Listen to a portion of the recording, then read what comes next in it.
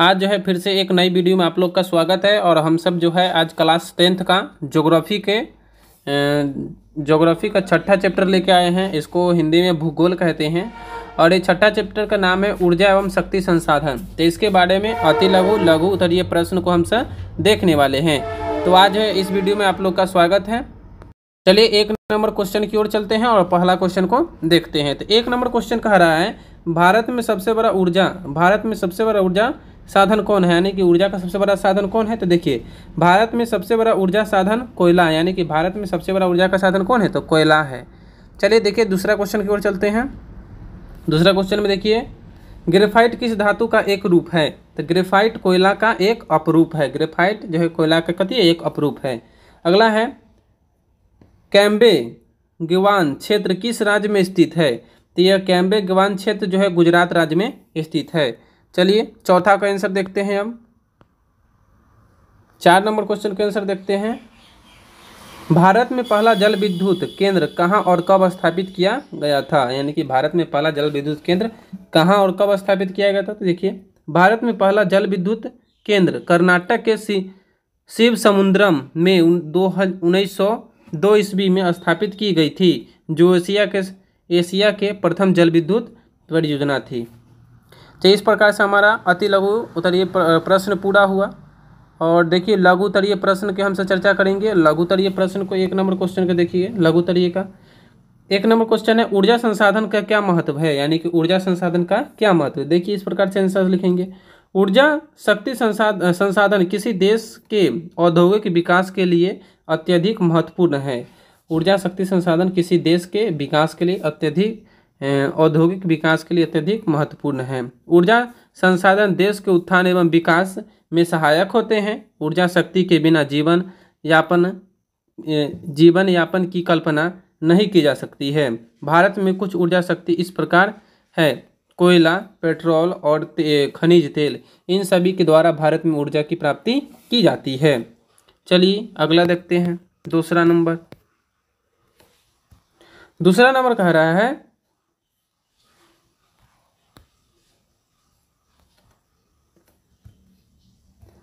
दो परंपरागत और 2 गैर परंपरागत ऊर्जा स्रोतों के नाम लिखे। किन्हीं दोनों स्रोतों की 2 विशेषता बताइए, यानी कि ऊर्जा के परंपरागत और गैर परंपरागत स्रोतों के बारे में बताना है और 2 विशेषता भी बताना है। तो देखिए भारत में 2 परंपरागत स्रोतों में कोयला और पेट्रोल का नाम आता है, यानी कि ऊर्जा के 2 परंपरागत स्रोत कौन है, कोयला और पेट्रोल। वही गैर परंपरागत स्रोत में पवन ऊर्जा, समुद्र ज्वारीय भाटा, सूर्य, भूतापीय ऊर्जा इत्यादि गैर परंपरागत स्रोत हैं। देखिए इसका विशेषता देखिए।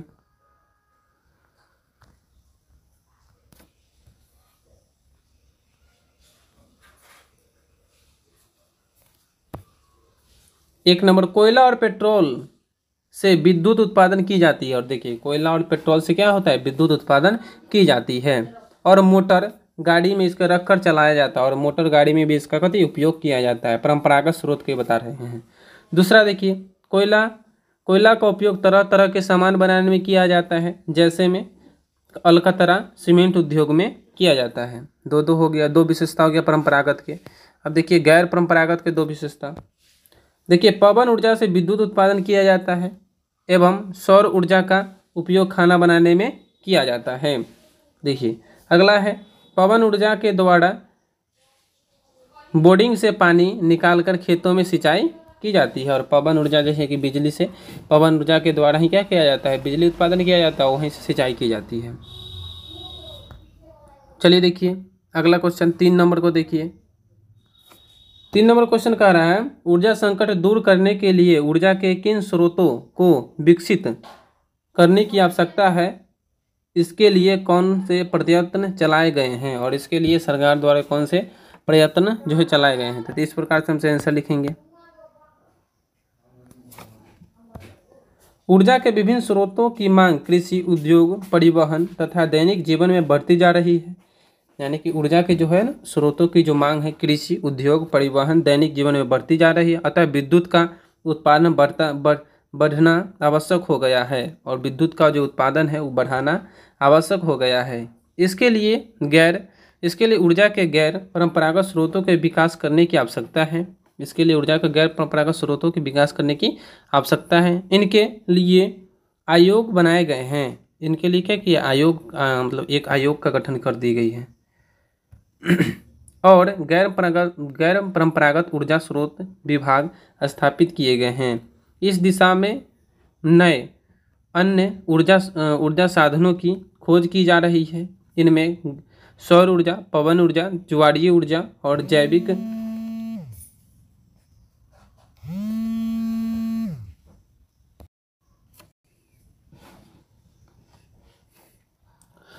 देखिए वही जो है इस प्रकार से खोज की जा रही है। इनमें सौर ऊर्जा, पवन ऊर्जा, ज्वारीय ऊर्जा, जैविक ऊर्जा तथा अवशिष्ट पदार्थों के उत्पन्न ऊर्जा को विकसित करने पर बल दिया जा रहा है। भारत के ग्रामीण क्षेत्रों में, यानी कि भारत के जो ग्रामीण क्षेत्र है उसमें भी क्या जो है इस सभी ऊर्जा को बढ़ावा दी जा रही है। चलिए देखिए आगे, देखिए चौथा नंबर को देखते हैं। 4 नंबर क्या कह रहा है, निम्नांकित शक्ति के 4 केंद्रों के नाम लिखें, यानी शक्ति उत्पादन करने वाले 4 केंद्रों के नाम लिख देना है। तो चलिए देखते हैं, इस प्रकार से नाम लिखेंगे। पहला देखिए क्या दे रखा है, पहला अनाबिक। तो अनाबिक का देखिए, इसमें देखिए तारापुर हो गया, तारापुर कहाँ पता, मुंबई में। रावण भाटा हो गया राजस्थान में। कलपक्कम हो गया तमिलनाडु में। नरोरा हो गया उत्तर प्रदेश में। तो ये 4 हो गए हैं। चलिए देखिए अगला तापिये का देखते हैं। तापिये के 4 केंद्र का नाम बताना है। बोकारो, कहलगांव, तालचर, दुर्गापुर इत्यादि हो गया तापिये का। उसके बाद है अगला देखिए गांव में है, जल विद्युत का बताना है 4 केंद्रों का नाम। तो सिंहभूम, शिव समुद्रम जो कर्नाटक में पड़ता है। उसके बाद कोयना, नागार्जुन सागर और गांधी सागर, ये 4 हो गए जल विद्युत के भी। इस प्रकार से मेरा आंसर पूरा हुआ। चलिए देखिए 5 नंबर क्वेश्चन की ओर चलते हैं। 5 नंबर क्वेश्चन में देखिए, कोयला और पेट्रोलियम के 3 अंतर बताएं। कोयला और पेट्रोलियम के 3 अंतर बताना है इसमें। देखिए कोयला के पहला देखिए, कोयला का उपयोग विद्युत उत्पादन में किया जाता है, यानी कि पहला अंतर, कोयला का उपयोग जो है विद्युत उत्पादन में किया जाता है। देखिए दूसरा ही कोयले का है, कोयला को उपयोग सीमेंट बनाने में एवं अलकतरा बनाने में किया जाता है, और कोयला का उपयोग सीमेंट एवं अलकतरा बनाने में भी किया जाता है। चलिए 2 हो गया। तीसरा देखिए, कोयला का उपयोग तरह तरह के सामान बनाने में भी किया जाता है। देखिए अब पेट्रोल का उपयोग देख लीजिए। पेट्रोल का उपयोग विद्युत उत्पादन में किया जाता है। दूसरा है पेट्रोल का उपयोग मोटर गाड़ी में किया जाता है। पेट्रोल का उपयोग मोटर गाड़ी में जानबे करते हैं, पेट्रोल भराकर गाड़ी को चलाया जाता है, मोटरसाइकिल हो गया। उसके बाद देखिए पेट्रोल का उपयोग ट्रैक्टर से लेकर हवाई जहाज़ तक किया जाता है, और पेट्रोल का उपयोग ट्रैक्टर में भी किया जाता है और हवाई जहाज़ तक भी किया जाता है। 3 हो गए। चलिए देखिए छठा क्वेश्चन का आंसर देखिए, 6 नंबर का देखिए, खनिज तेल और प्राकृतिक गैस के उत्पादन क्षेत्र कौन कौन से हैं। तो देखिए भारत में खनिज तेल का भंडार 14 लाख वर्ग किलोमीटर से भी अधिक है। इनके संभावित क्षेत्र उत्तर प्रदेश का मैदान, संभावित क्षेत्र कहाँ कहाँ है, तो उत्तर प्रदेश का मैदान, तटीय पेटियाँ, गुजरात के मैदान, थार मरुस्थल, थार हो गया मरुस्थल। उसके बाद अंडमान निकोबार द्वीप आते हैं। ये सभी में क्या है, ये सभी में आपको दिख जाएंगे खनिज तेल एवं खनिज तेल के भंडार और प्राकृतिक गैस के खनिज तेल के भंडार दिख जाएंगे। चलिए देखिए प्राकृतिक गैस के देखिए कहाँ कहाँ है। प्राकृतिक गैस भारत में प्राकृतिक गैस त्रिपुरा, राजस्थान में प्राकृतिक गैस के भंडार खोज निकाले गए हैं। इनके अतिरिक्त गुजरात, महाराष्ट्र, तमिलनाडु, आंध्र प्रदेश, तेलंगाना,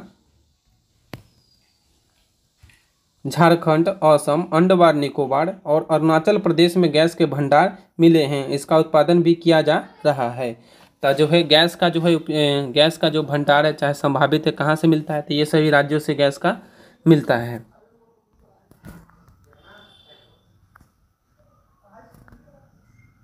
चलिए देखिए 7 नंबर क्वेश्चन को देखिए, प्राकृतिक गैस का महत्व बताएं, यानी कि प्राकृतिक गैस का महत्व बताना है। भारत में इसकी पाइपलाइन किन भागों में बिछाई गई है? प्राकृतिक गैस का महत्व बताना है। भारत में जो पाइपलाइन किस भाग में बिछाई गई है? देखिए, तो इस प्रकार से हम आंसर लिखेंगे। भारत में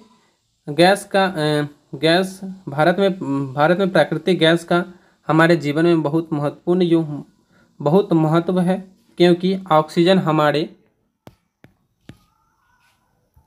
लिए अति आवश्यक है। ऑक्सीजन न होने पर हम जीवन की कल्पना कभी करना नामुमकिन है। और जब ऑक्सीजन नहीं रहेगा तो क्या आप लोग जीवित रह पाइएगा?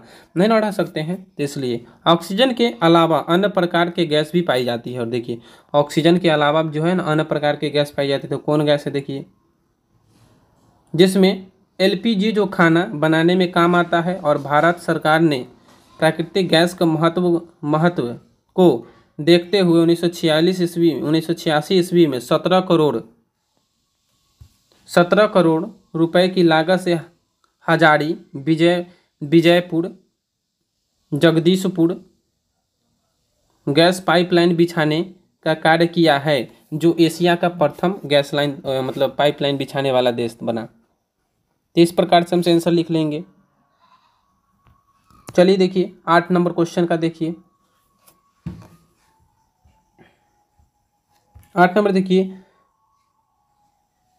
परंपरागत और गैर परंपरागत ऊर्जा के स्रोत में अंतर बताएं। परंपरागत और गैर परंपरागत ऊर्जा स्रोत में अंतर बताएं। तो पहला देखिए, परंपरागत ऊर्जा स्रोत कोयला, पेट्रोल, खनिज तेल, जल विद्युत इत्यादि, ये सब ऊर्जा के परंपरागत स्रोत हैं।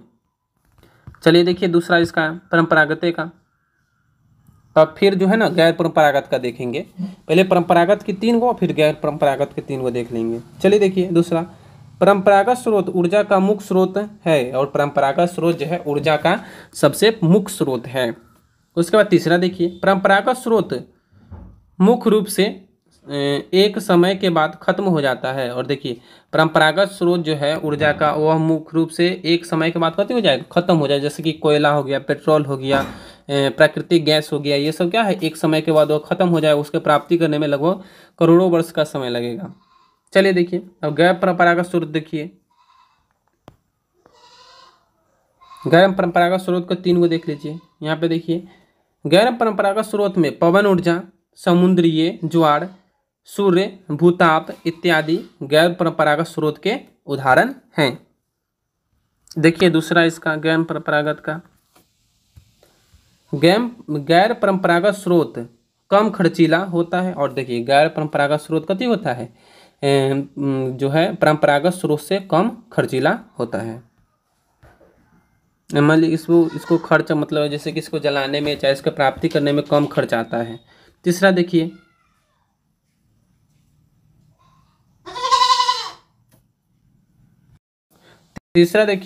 तो तीसरा में हम सब देख लेंगे ऊर्जा। देखिए, गैर परंपरागत स्रोत ऊर्जा का मुख्य स्रोत नहीं है। और गैर परंपरागत जो स्रोत है ऊर्जा का मुख्य स्रोत नहीं है, लेकिन जो कुछ दिन के बाद ऊर्जा का मुख्य स्रोत हो जाएगा। तो चलिए, ये था क्लास 10th का 6ठा चैप्टर का क्वेश्चन आंसर, अति लघु और लघु उत्तरीय प्रश्न। एवं देखिए, तो मैं देखिए यहाँ पे मेरा चैनल का, ये मेरा नाम है, ये मेरा नाम है और ये मेरे चैनल का नाम है। तो आप वहाँ पे जाके वीडियो को देख सकते हैं। और जो भी चैप्टर का आपको वीडियो चाहिए वो